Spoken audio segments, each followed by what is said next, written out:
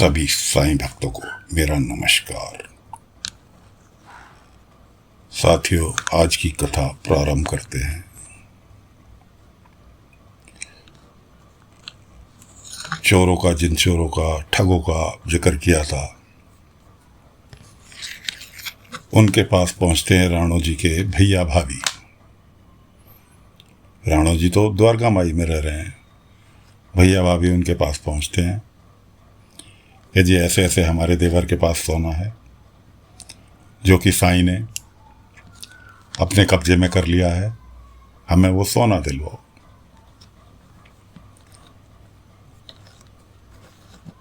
चोर उनसे वादा कर लेते हैं, ठीक है, हम तुम्हारा सोना दिलवा देंगे, तुम कल आना। अब चोर पहुंचते हैं शाम के वक्त द्वारका माई। वहाँ राणो जी भी मौजूद हैं, बाबा भी मौजूद हैं। बाबा से सोने की डिमांड करते हैं कि तुमने राणो जी को बहला फुसला के अपने वश में कर लिया और सोने के सिक्के जो तुम्हारे पास हैं वो हमें दो, इनके परिवार वालों को सौंपने हैं। अब बाबा ने तो सीधे एक ही जवाब देना, भाई मेरे हाथ में तो कुछ नहीं है, ढूंढ लो जहां तुम्हें ढूंढना है। अब वो अपनी जादुई विद्या दिखा दिखा के कभी इधर कभी उधर, कभी इधर कभी उधर, एंड में आके एक टोकरी को खोलते हैं। टोकरी के अंदर से निकलते हैं नाग महाराज। वो हो लेते हैं उनके पीछे चोरों के, और चोर भाग खड़े होते हैं। दूसरा सीन क्रिएट होता है अगले दिन सुबह। राणो जी की पत्नी ने बकरी मांगी थी भैया भाभी से, राणो जी के दूध देने वाली बकरी थी। उसका उन्होंने दूध निकाला, 1 लोटा दूध निकाला और बायजामा के साथ बाबा को अर्पित करने के लिए चली आई कि साईं, ये मेरी बकरी का पहला लोटा दूध का है जो कि मैं आपको अर्पित कर रही हूँ। आगे से मैं इसी दूध को बेचकर अपना जीवन यापन करूंगी जब तक राणो जी मेरे साथ नहीं है। बाबा सहर्ष दूध स्वीकार कर लेते हैं और अपने पास रख लेते हैं। वो लोग अपने घर चले जाते हैं। अब एक सीधा सादा ग्रामीण वो इन चोरों के कब्जे में आता है। चोर उसे बहला फुसला के अपने पास बुलाते हैं, उसे हिप्नोटाइज कर देते हैं। हिप्नोटाइज तो समझते ही हैं आप लोग सभी, सम्मोहित, वशीकरण, जो कि ज़्यादातर बाबा लोग करते हैं। इधर राणो जी की भाभी भैया दोनों इनके पास आते हैं कि जी लाओ सोना, तो तुमने कहा था कि कल को आके ले लेना, तो जो सोना था ही नहीं वहाँ तो सोना मिलता कैसे। के बदले में उनको उकसाते हैं कि जी वो तो सोना तुम्हारा नहीं मिला, लेकिन एक गुप्त सोना कहीं दबा हुआ है, हमारे देवता की पूजा करो, उसमें सोना चांदी पूजा में सब चीज़ लगेगी। यहाँ तक कि उन्होंने बकरी तक की डिमांड कर दी जो राणो जी की पत्नी के पास है, और उन्हें वहाँ से विदा कर दिया। अब पकड़ते हैं वो एक सीधा साधा ग्रामीण वहीं शिरडी का, उसे सम्मोहित कर लेते हैं। सम्मोहित करके उसे बाबा के प्रति उकसाते हैं कि बाबा को मार पीट। बाबा अपना भिक्षाटन के लिए निकले हुए हैं, गांव में घूम रहे हैं। गांव में एक कुआं है जहाँ से सब पानी भरते थे। अब पानी के कारण वहाँ कीचड़ भी हुआ रहता है। वो ग्रामीण बाबा को ढूंढता हुआ वहाँ की कुएं के पास पहुँच जाता है। बाकी भी 2-4 गांव वाले कुएं के पास हैं। अब वो बाबा के ऊपर वहीं गीली मिट्टी का कीचड़ कुएं के पास जो था वो फेंकना चालू कर देता है। गांव वाले पहले तो देखते रहे कि क्या हो रहा है ये। उसके बाद गांव वालों ने उसे रोकने की कोशिश की तो बाबा ने मना कर दिया, नहीं इसको करने दो, जो ये कर रहा है इसको करने दो। अब कुआं नजदीक था, वो एक बार मिट्टी फेंके, बाबा कुएं में से बाल्टी भरे अपने ऊपर डाल ले, मिट्टी छूट जाए।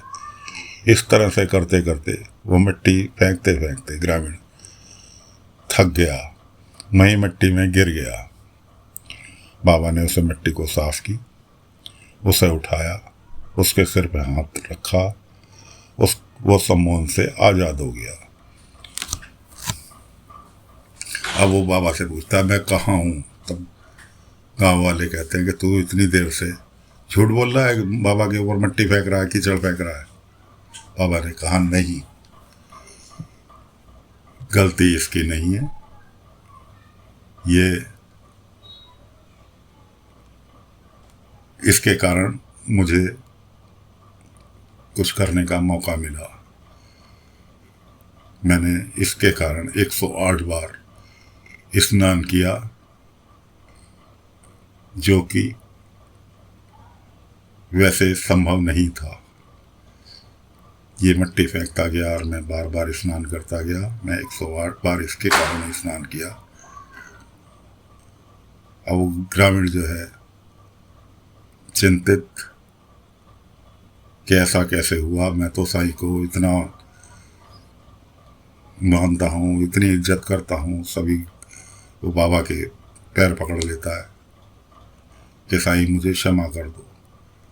बाबा ने कहा नहीं, जो तुमने अपने होश में काम किया ही नहीं, उसके लिए क्षमा मांगने की आवश्यकता नहीं है।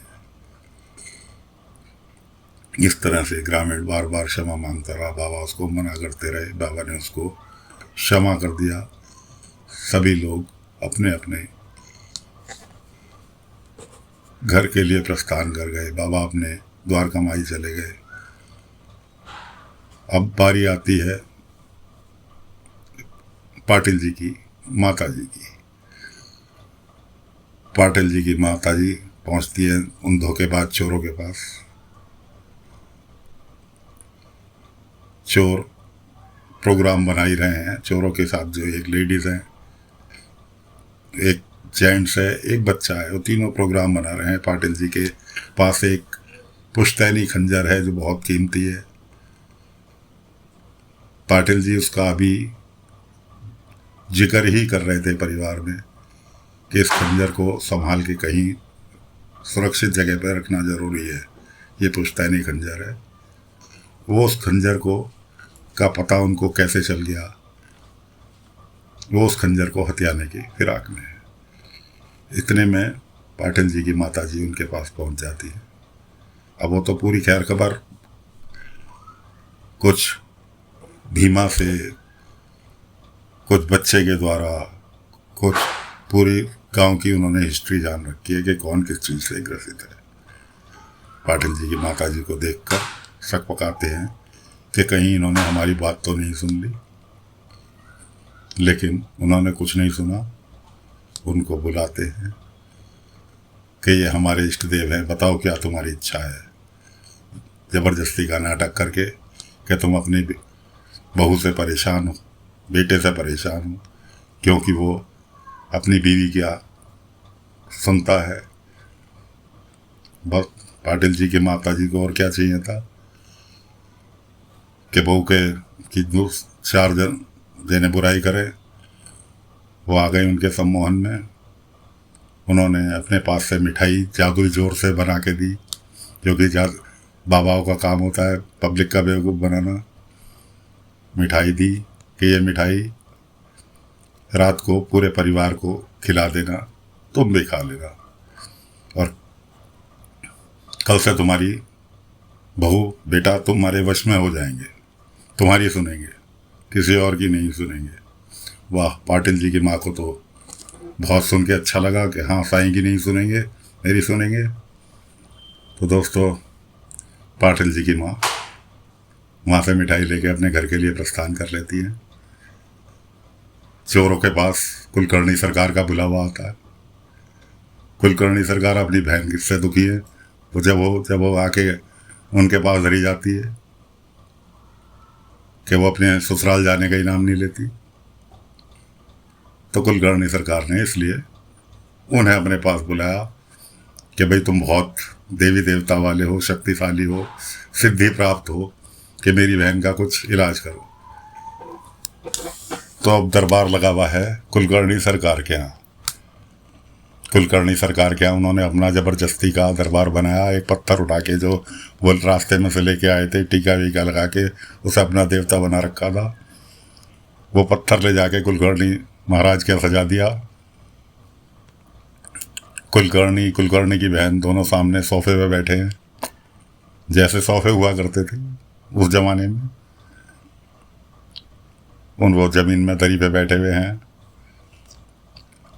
वो कुलकर्णी की बहन को बोलते हैं कि यहाँ हमारे सामने आके बैठो। कुलकर्णी की बहन कुलकर्णी की तरफ देखती है कि बैठो नहीं। कुलकर्णी कहते बैठो भाई, तुम्हारा तो इलाज कराना है इनसे। वो मजबूरी वश वहाँ बैठ जाती है।